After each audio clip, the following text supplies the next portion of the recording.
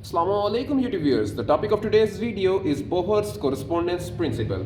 So in this video I am going to describe what is Bohr's correspondence principle, and I also am going to describe some examples of Bohr's correspondence principle. So moving on.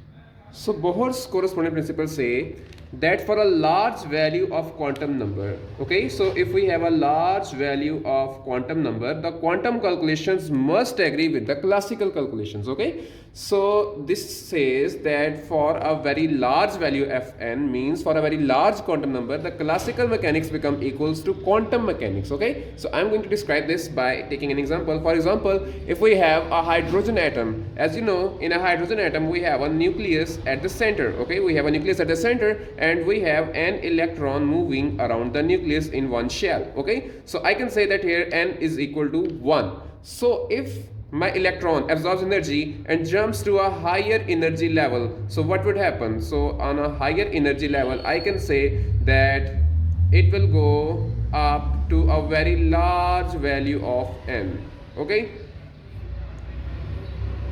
So let's just say that it has gone to n is equal to something like 100, okay. So let's just say that y electron after absorbing the energy jumps up and goes to a higher energy level.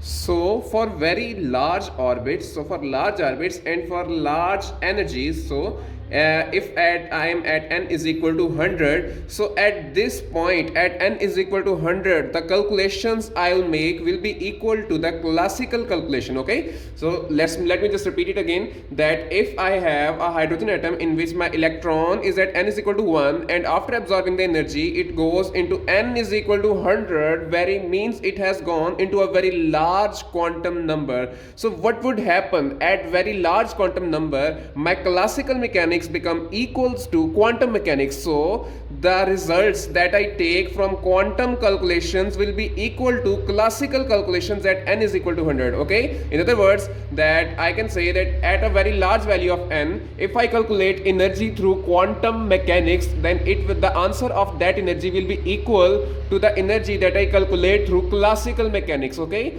So I can say that at a very large value of n, my classical mechanics become equal to quantum mechanics. The calculations that I make through quantum mechanics will be equal to the classical mechanics when at n is equal to 100, okay. So if I calculate the energy at n is equal to 100 through quantum mechanics, then my answer will be equal to if I calculate the energy through classical mechanics at n is equal to 100, okay. So if I use the classical mechanics to calculate energy at n is equal to 100 and if I use the quantum mechanics to calculate the energy at n is equal to 100, then the answer of both of these calculations will be same. So that's what Bohr's corresponding principle says, that my classical mechanics overlaps with the quantum mechanics at a very large value of n, okay. So taking another example, take an example of probability density. So now I am going to describe the Bohr's corresponding principle through probability density. So for a small value of n, if we have a small value of n, probability density is not uniform at all positions, okay. So you can take example of a graph here. Here I have n is equal to 1. This is the probability density graph, okay. So I have taken psi square. So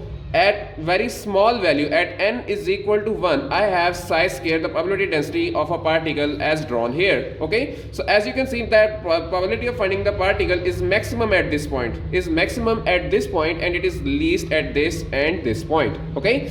So if I move on to n is equal to 2, I have the probability of finding the particle maximum at this and this point, whereas the probability of finding the particle is 0 at this and this point, okay. So if I move to n is equal to 3, I have probability of finding the particle maximum at this and this point, and I have it 0 at here and here. So I can say that for a very small value of n, probability density is not uniform. The probability density is not uniform. As you can see that it is maximum at the center whereas 0 at the nodes, okay. So but with increase in the value of n, probability distribution becomes more uniform. So as we go up, the probability density is increasing, okay. The probability density in the given space is increasing as we are moving up. So for a very high value of n, let's say I have n is equal to 100, there is more or less equal probability of finding the particle inside the box. The word more or less here means that the particle is either inside the box or it is outside the box. More means that if I have probability of finding the particle more, it means that it is inside the box. If I have probability of finding the particle less, it means the particle is outside the box. Okay, so what does it mean? It means that at n is equal to 100, as you can see that I have a lot of curvatures here. Okay, I have a lot of curvatures here, and previously I have told you that the probability of finding the particle is maximum at the curvature, whereas it is 0 at the nodes. So if I have a lot of curvatures here, means that the probability of finding the particle is maximum at a lot of places in n is equal to 100. So if I take the total probability density, then the total probability density is nearly uniform, or at very large, since we are at very large quantum number, I can say that at n is equal to 100, I have probability of finding the particle, the total probability of finding the particle at n is equal to 100 to be uniform. Okay, I can say that at n is equal to 100, I have a total probability of finding the particle uniform. So what does classical physics says? The classical physics says that at a given place, at a given n, I have the probability of finding the particle uniform.